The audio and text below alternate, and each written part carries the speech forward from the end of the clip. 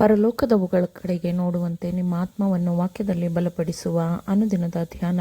ಇಂದಿನ ಧ್ಯಾನದ ಶೀರ್ಷಿಕೆ ನಮಗೆ ಬುದ್ಧಿವಾದಗಳಾಗಿ ಬರೆಯಲ್ಪಟ್ಟಿವೆ. ಈ ದಿನದ ಸತ್ಯವೇದದ ವಾಕ್ಯ.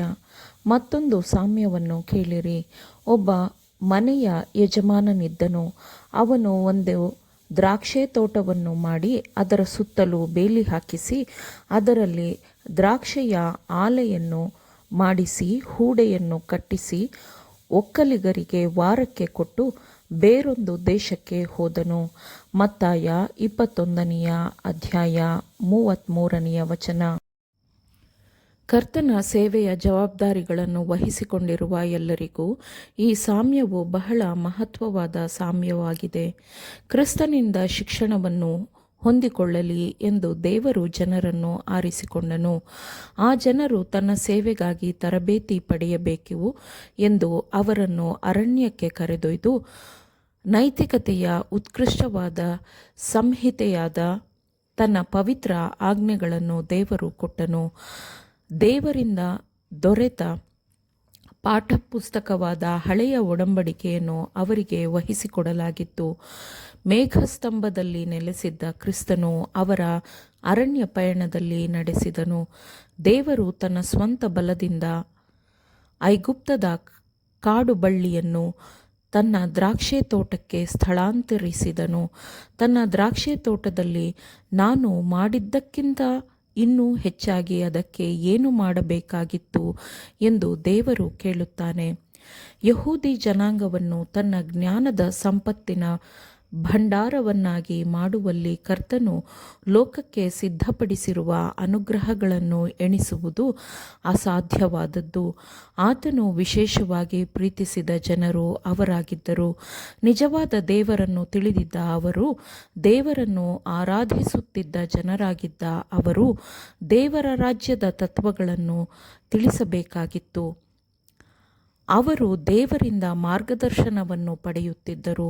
ದೇವರ ನಿತ್ಯ ರಾಜ್ಯದ ಪ್ರತಿನಿಧಿಗಳನ್ನಾಗಿ ಮಾಡುವಂತಹ ಗುಣಸ್ವಭಾವಗಳನ್ನು ರೂಪಿಸಿಕೊಳ್ಳಲು ಬೇಕಾಗಿರುವ ಯಾವ ಅನುಗ್ರಹವನ್ನು ದೇವರು ಅವರಿಂದ ತಡೆ ಹಿಡಿದಿರಲಿಲ್ಲ. ಅವರ ಹಬ್ಬಗಳಾದ ಪಸ್ಕ ಹಬ್ಬ, ಪಂಚಶತಮ, ಪರ್ಣಶಾಲೆ, ಗುಡಾರಗಳ ಹಬ್ಬ ಮತ್ತು ಈ ಕೂಟಗಳಿಗೆ ಹಾಜರಾಗುವ ಸಭೆಗಳು ಇವೆಲ್ಲವುಗಳು ದೇವರು ತನ್ನ ಜನರಿಗೆ ವಹಿಸಿಕೊಟ್ಟಿದ್ದ ಸತ್ಯಗಳನ್ನು ಪ್ರಕಟಪಡಿಸಲೆಂದೇ ನೇಮಿಸಲಾಗಿತ್ತು. ಈ ಕೂಟಗಳಲ್ಲಿ ದೇವರು ತಮಗೆ ದೊರಕಿಸಿಕೊಟ್ಟಿರುವ ಅನುಗ್ರಹಗಳು ಮತ್ತು ದೇವರು ತಮಗೆ ಮಾಡಿರುವ ಕೃಪಾಪೂರ್ಣ ಉಪಕಾರಗಳು ಮತ್ತು ನಡೆಸುವಿಕೆಗಾಗಿ ಹರ್ಷದಿಂದ ಸಂತೋಷದಿಂದ ಕೃತಜ್ಞತೆಯನ್ನು ದೇವರಿಗೆ ಸಲ್ಲಿಸಬೇಕಾಗಿತ್ತು. ತನ್ನ ಮೇಲೆ ನಂಬಿಕೆ ಇಡುವವರನ್ನು ದೇವರು ಎಂದಿಗೂ ಕೈಬಿಡುವುದಿಲ್ಲ ಎಂಬುದನ್ನು ಅವರು ದೇವರನ್ನರಿಯದ ಜನರಿಗೆ ಹೀಗೆ ತೋರಿಸಿಕೊಡಬೇಕಾಗಿತ್ತು. ನನ್ನ ಮನವೇ, ನೀನು ಕುಗ್ಗಿ ಹೋಗಿರುವುದೇನು? ಹೀಗೆ ವ್ಯಥೆಪಡುವುದೇಕೆ? ದೇವರನ್ನು ನಿರೀಕ್ಷಿಸು. ಆತನೇ ನನಗೆ ರಕ್ಷಕನೂ ದೇವರೂ ಆಗಿದ್ದಾನೆ.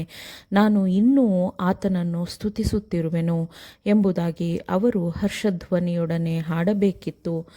ಲೋಕದ ಅಂತ್ಯವು ನಮ್ಮ ಮೇಲೆ ಬಂದಿರಲಾಗಿ ನಮಗೆ ಬುದ್ಧಿವಾದಗಳಾಗಿ ಮತ್ತು ನಮಗೆ ಉಪದೇಶಗಳಾಗಿ ಇಸ್ರಾಯೇಲ್ ಮಕ್ಕಳ ಇತಿಹಾಸವನ್ನು ಬರೆಯಲ್ಪಡಲಾಗಿದೆ.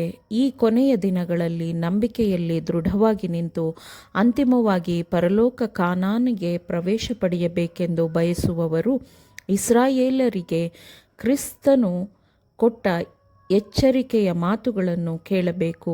ಮುಂದಿನ ಎಲ್ಲ ತಲೆಮಾರಿನ ದೇವರ ಮಕ್ಕಳು ಈ ಉಪದೇಶಗಳನ್ನು ಅಧ್ಯಯನ ಮಾಡಲೆಂದು ಮತ್ತು ಪಾಲಿಸಲೆಂದು ಈ ಪಾಠಗಳನ್ನು ಅರಣ್ಯದಲ್ಲಿದ್ದ ಸಭೆಗೆ ಕೊಡಲಾಯಿತು.